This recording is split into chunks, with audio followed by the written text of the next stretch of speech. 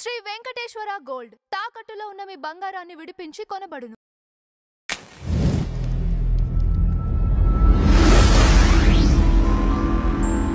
నమస్తే అండి, welcome to tree media devotion. మనతో పాటు ప్రముఖ వాస్తు జ్యోతిష్య నిపుణులు శ్రీ లలితాదేవి ఉపాసకులు బ్రహ్మశ్రీ నానాజీ పట్నాయక్ గారు ఉన్నారు. సార్ నమస్కారం. శ్రీమాత్రే నమః. సార్, చాలా మంది కూడా 2026 రాశి ఫలాల గురించి అడుగుతున్నారు. జనరల్ గా అంటే మనకి కొత్త సంవత్సరం ఉగాది, ఆ రోజున మనము కొత్త సంవత్సరం రాశి ఫలాల గురించి చెప్పుకుంటాము. బట్ ఏంటంటే కొంతమంది ప్లానింగ్స్ కోసం, ఫైనాన్షియల్ ప్లానింగ్స్, రకరకాల ప్లానింగ్స్ కోసం 2026 సంవత్సరం ఎలా ఉండబోతుంది అనేది చాలా మంది అడుగుతున్నందుకు మనము ఈ రాశి ఫలాలు తీసుకుంటున్నాం సార్. మొదటగా మేషరాశి వారికి అసలు 2026 సంవత్సరం ఎలా ఉండబోతుంది? ఫస్ట్ ఆఫ్ ఆల్ ఏంటంటే మనకి మేజర్ ప్లానెట్స్ తీసుకుంటామండి సంవత్సర ఫలితాలు ఎప్పుడు కూడా. ఇచ్చింది మనకి మిగతా సూర్యుడు, చంద్రుడు అయితే డే ఫలాల్లో తీసుకుంటాము. శుక్రుడు కానీ కుజుడు కానీ ఇవన్నీ ఏంటంటే మంత్లీ ఫలాల్లో తీసుకుంటాం. సో రాహువు, కేతువు, గురు, శని ఈ 2026 సంవత్సరంలో ఈ మేషం వారికి ఎలా ఉంది అనేటువంటి అంశాలు చెప్తుంది నేనైనప్పటికీ కూడా చెప్పిస్తుంది సాక్షాత్ లలిత అమ్మవారిగా భావిస్తూ. ఫస్ట్ ఆఫ్ ఆల్ ఇక్కడ ఈ సంవత్సరం మేషం వారికి 2026లో శని 12వ స్థానంలో ఉంటాడు పూర్తిగా. అంటే ఏలినాటి శని ప్రారంభ దశలో ఉంటుంది అని అర్థం. దీనికి మీరు చేసుకోవాల్సింది ఏమిటి, ఎటువంటి జాగ్రత్తలు తీసుకుంటే ఏలినాటి శని ప్రభావం నుంచి బయటపడతారు.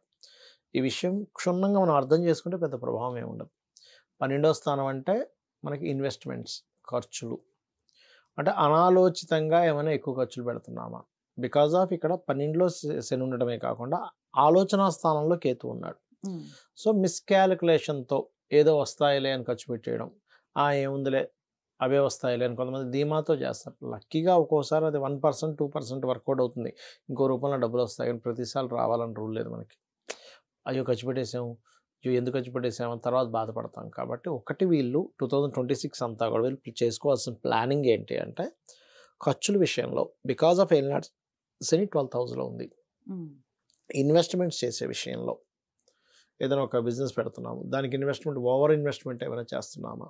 ఎందుకు అంటే పంచమంలో ఉండే కేతువు మీకు ఒక చిత్ర విచిత్ర గ్రహము అంటారు కేతువుని, మ్యాజికల్ ప్లానెట్స్ అంటారు.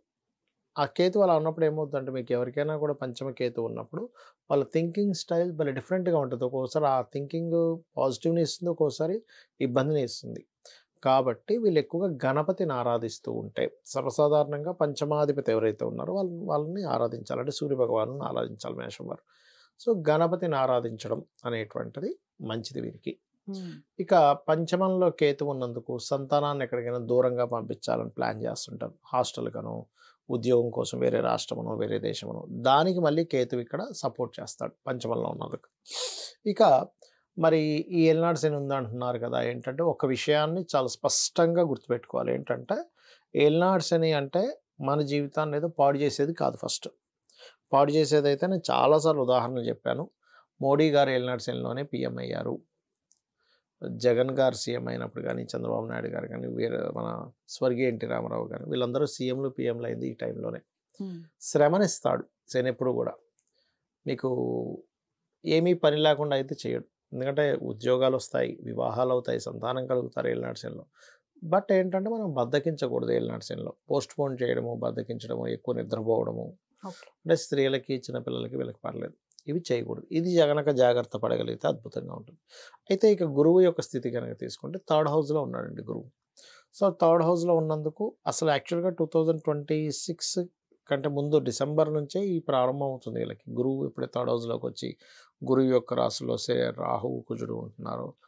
దీని ప్రభావం శని, కుజుడు ఉంటున్నారు. దీని ప్రభావం ఏంటంటే వీళ్ళు సర్వసాధారణంగానే మేషం వారికి ఏంటంటే మనిషి బయటికి ఎక్కువగా అగ్రెసివ్గా ఉన్న మనసు వెనపూస అంటారు వీళ్ళని.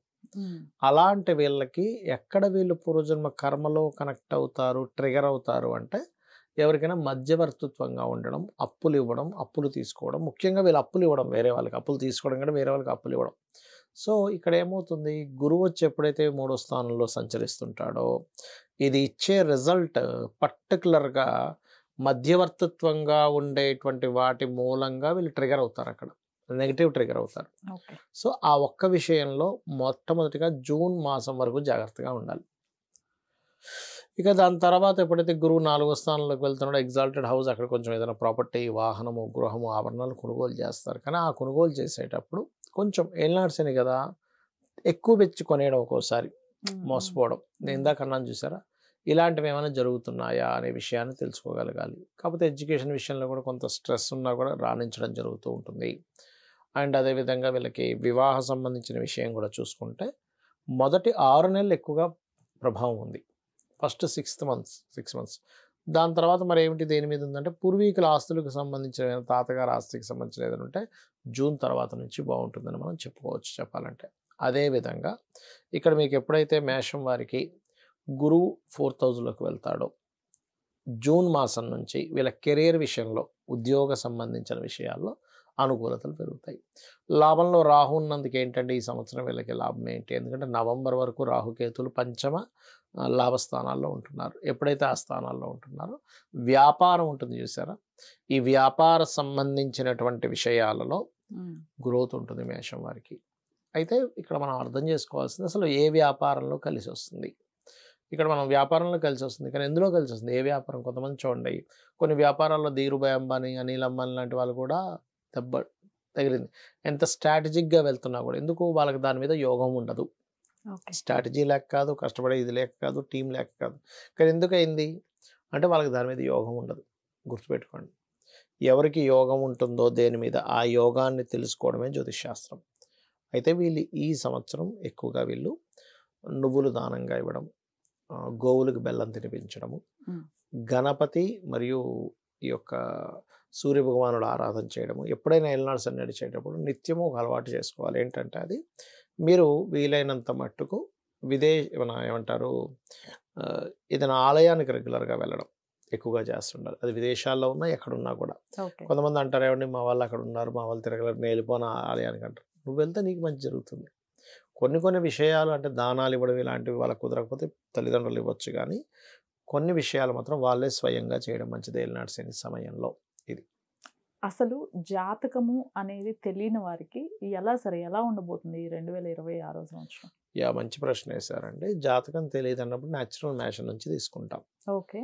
దాంట్లో చూసుకుంటే కనుక మనకి కామన్గా కూడా చూడండి, ఇప్పుడు బయట ఉండే పరిస్థితులు 2026 అక్కర్లే, 2025 డిసెంబర్ నుంచే కుజుడు ఎప్పుడైతే ధనస్సులోకి సంచరిస్తుంటాడో ప్రకృతి పరంగా మార్పులు, మనుష్యుల పరంగా కూడా కొన్ని ఇబ్బందులు ఎదుర్కొనే ఛాన్సెస్ ఉన్నాయి. అందుకని కొన్ని జాగ్రత్తలు తీసుకుంటే కనుక వీళ్ళ లైఫ్లో జాతకం తెలిసినా తెలియకపోయినా బాగుంటారు.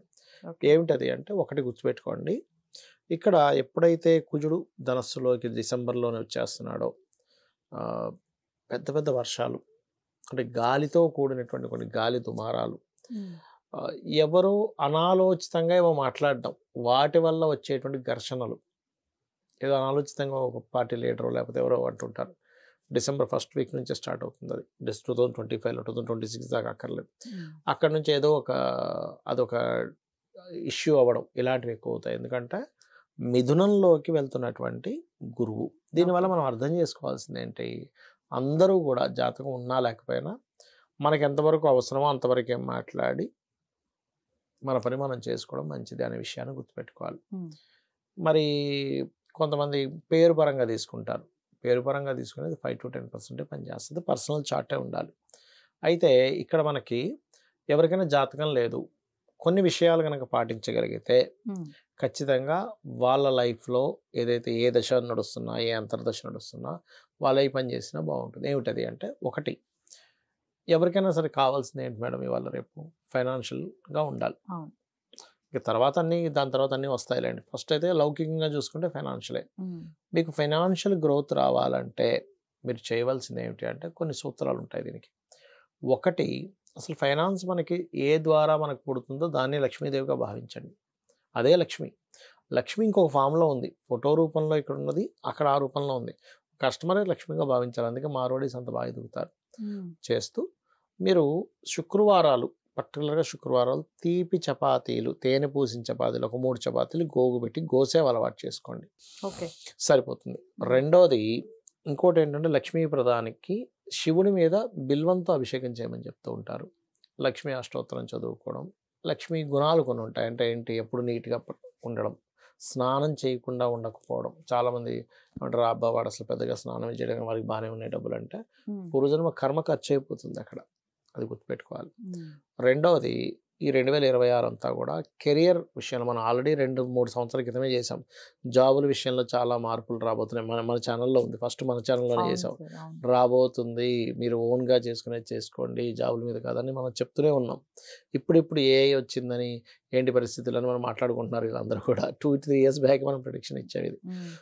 కాబట్టి ఏంటంటే ఇంకా శని 12వ స్థానంలోకి వచ్చున్నాడు కాబట్టి న్యాచురల్ జోడియాక్ సైన్లో ఇప్పటికైనా ఏమీ మించిపోయింది లేదన్నట్టుగా మనం ఓన్గా ఏం చేయగలము, సర్వీసెస్, ఒక్క జాబ్ ఒకటే కాబట్టి. సెకండ్ ఏంటి, ఎందుకంటే మీనరాశిలో ఉన్న గురువు ఈజ్ డియోల్ సైన్, అంటే రెండు ప్రతి ఒక్కరు కూడా మీరు గమనిస్తే కనుక ఒక జాబ్తో ఉండదు, ఒక జాబ్ చేస్తూ ఒక బిజినెస్ చేస్తాడు, లేకపోతే 2 జాబులు చేస్తాడు. అలా వెళ్ళబోతుంది 2026 అందరికీ కూడా. సో మీరు అలా వెళ్తేనే మీరు బాగా సస్టైన్ అవుతారనే విషయం గుర్తుపెట్టుకోవాలి. ఇది క్లియర్. ఇక ఎవరైనా ఏదైనా ఇప్పుడు చూడండి, గృహం కొనుక్కోవాలి, 4 డబ్బులు దాచుకున్నాడు. ఈ గృహం కొనుగోలు చేసేటప్పుడు ఫస్ట్ మీరు అర్థం చేసుకోవాల్సింది ఏంటంటే ఆ గృహం మీ పేరులో, ఎందుకంటే జాతకంలో అయిపోయిన పేరు ఉంటుందిగా, పేరు రీత్యా ఏ ఫేసింగ్ పనికి వస్తుందని తెలుసుకోండి. అది తెలుసుకుని అలా కొనుక్కోండి. ఎందుకంటే చాలామంది గృహము వాళ్ళ పేరు మీద యోగం లేకపోయినా వాళ్ళకి గృహం కొనుక్కుంటే నష్టం వస్తుందనే ఇది ఉన్నా తెలియదు, అంటే వాళ్ళకి వ్యతిరేకమైన డైరెక్షన్ ఉండే గృహం, ఆల్ డైరెక్షన్స్ ఈజ్ గుడ్ తీసుకున్నప్పటి నుంచి వాళ్ళకి డౌన్ఫాల్ స్టార్ట్ అవుతుంది. అంత శక్తి ఉంటుంది గృహానికి.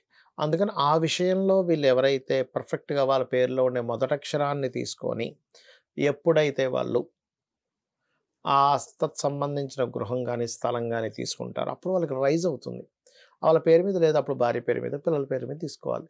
గృహం కావచ్చు, వాహనం కావచ్చు, ఏదైనా కానీ, గోల్డ్ కావచ్చు, ఏవైనా. ఇది పర్టికులర్గా గుర్తుపెట్టుకోవాలి. స్థలమైనా కూడా ఇది మెయిన్ టర్నింగ్ పాయింట్ అండి లైఫ్లో. కొన్ని టర్నింగ్ పాయింట్స్ ఉంటాయి లైఫ్లో. మంచి పార్ట్నర్ రావడం, సరైనటువంటి వాస్తున్న గృహంలోకి వెళ్ళడం, సరైన సంతానం కలగడం, వీటన్నిటికంటే ముఖ్యంగా ఈ విశ్వంలో ఉన్న ప్రతిదీ ఆ భగవత్ సంబంధించింది అని అర్థం చేసుకుంటూ స్పిరిచువల్గా మనం బ్రతకడం. స్పిరిచువాలిటీ అంటే ఎంతసేపు 24 గంటల పూజలు చేసుకోవడం, పునస్కారాలు చేసుకోవడం కాదు. ఈ విశ్వంలో ఉన్న ప్రతి దాంట్లోని నువ్వు ఆ యొక్క పరమాత్మని చూస్తున్నావా లేదా, దట్ ఈజ్ స్పిరిచువాలిటీ. నువ్వు పూజ గదిలో ఉండడం కాదు, ఈ విశ్వమే ఒక దేవతామయంగా అర్థం చేసుకోవడం స్పిరిచువాలిటీ. ఇలా గనక ఉంటూ నిత్యము దీపారాధన ఇంట్లో ఉదయం సాయంత్రం చేయడం, ఆలయానికి వెళ్ళడం వీలైనంత సార్లు అలా గనక చేసుకోగలిగితే మీ లైఫ్ అనేటువంటిది 100% బాగుంటుంది. ఇది నా గ్యారంటీ, గుర్తుపెట్టుకోండి. ఇక్కడ ఏంటంటే ఒకటి, మనకి భగవద్గీత అనేటువంటిది ఉంటుంది చూసారు, దానిలో కనీసం రోజుకొక శ్లోకమైనా తీసుకొని దాని గురించి విచారణ చేస్తుండాలి. ఎందుకంటే మనకి సాటిస్ఫాక్షన్ లెవెల్స్ అనేవి మనం ఏం చేస్తే ఎలా ఉంటాం అనే ఒక క్లారిటీ మన మైండ్కి లేకపోతే వాడికి ఒక బిల్డింగ్ కాదు 10 బిల్డింగ్లు ఉన్నా సాటిస్ఫాక్షన్ ఉండదు. ఒక కారు కాదు 10 కార్లు ఉన్నా సాటిస్ఫాక్షన్ ఉండదు. ఎన్ని డబ్బులు వచ్చినా సాటిస్ఫాక్షన్ ఉండదు. ఒక సాటిస్ఫాక్షన్ లెవెల్ అనేది ఒకటి ఉండాలి. అది ఎప్పుడు వస్తుంది అంటే భగవద్గీత కనుక వినడం, చదవడం చేస్తే వస్తుంది. మనం లైఫ్లో సంపాదించడము, పిల్లలకి సంపాదించి పెట్టడము, లేకపోతే ఇల్లు కట్టుకోవడము, కెరీర్లో గ్రో అవ్వడం ఎంత ఇంపార్టెంటో ఒక్కొక్క శ్లోకాన్ని రోజు తీసుకొని, లేదా లలితాసహస్రనామాల్లో ఒక్కొక్క నామాన్ని తీసుకొని మీరు దాన్ని అర్థం చేసుకుంటూ విశ్వం అనేటువంటిది ఎలా ఉంది, మనం ఎలా బ్రతుకుతున్నాము అనే దాన్ని గురించి మనం ఆలోచిస్తూ కనుక వెళ్ళినట్లయితే ఖచ్చితంగా బాగుంటుంది. మనం కేవలం బ్రతకడం కోసం కాకుండా ఏదైనా సాధించడం కోసం బ్రతకడం అనే దాని పాయింట్ ఆఫ్ వ్యూలో ఆలోచిస్తే మనిషి ఖచ్చితంగా సక్సెస్ అవుతాడు. Right sir, thank you so much. శ్రీమాత్రే నమః.